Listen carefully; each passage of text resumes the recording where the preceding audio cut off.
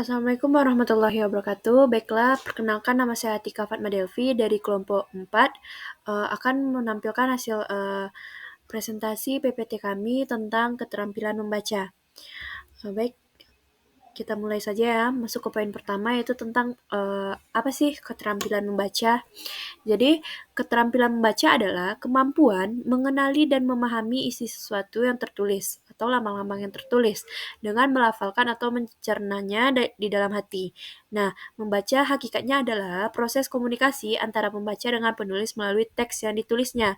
Maka, secara langsung di dalamnya ada hubungan kognitif antara bahasa lisan dengan bahasa tulisan.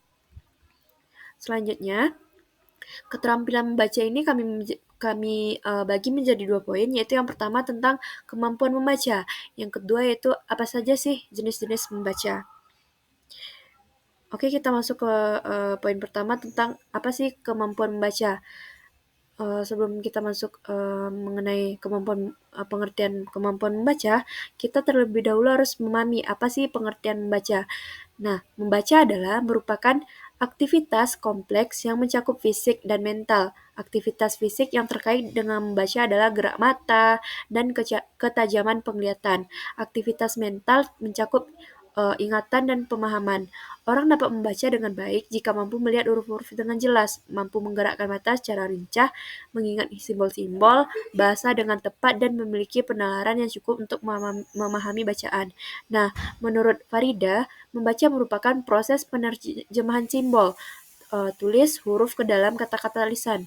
Sebagai suatu proses berpikir, membaca mencakup aktivitas pengenalan kata, pemahaman literasi, interpretasi, membaca kritis, dan pemahaman kreatif. Nah, lanjutan dari poin pertama tentang kemampuan membaca, yaitu kemampuan membaca juga dapat ditingkatkan dengan jalan banyak berlatih dan mencari bentuk atau teknik membaca dengan dianggap yang paling tepat. Nah, ada beberapa hal yang harus kita hindari pada saat membaca agar mendapatkan kecepatan yang maksimal, yaitu yang pertama tentang vokalisasi, bagaimana membaca dengan suara yang nyaring. Yang kedua, gerakan bibir, itu mencakup bagaimana membaca yang disertai dengan gerakan bibir walaupun tidak bersuara. Yang ketiga, gerakan kepala. Yang keempat, menunjuk dengan jari atau pensil pada bagian yang sedang dibaca. Yang keempat, regresi. Yang dimaksud dengan regresi yaitu membaca hal-hal yang telah dibacanya atau mengulang kembali hal-hal yang telah dibaca. Selanjutnya, poin terakhir yaitu tentang membaca kata demi kata. Nah, kita masuk ke poin kedua, yaitu tentang jenis-jenis membaca. Jenis-jenis membaca ini terbagi dua. Yang pertama tentang jenis membaca berdasarkan caranya, yang kedua tentang jenis-jenis membaca berdasarkan tujuannya. Kita masuk kepada jenis-jenis membaca berdasarkan caranya. Ada beberapa jenis membaca yang dapat dilakukan oleh seseorang, ditinjau dari segi terdengar atau tidaknya suara pembaca.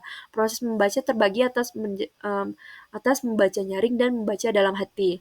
Tarigan 2008 pada halaman 23 menyatakan bahwa membaca nyaring adalah suatu aktivitas yang merupakan alat bagi guru, murid, ataupun pembaca bersama-sama dengan orang lain atau pendengar untuk menangkap serta memahami informasi pikiran dan perasaan.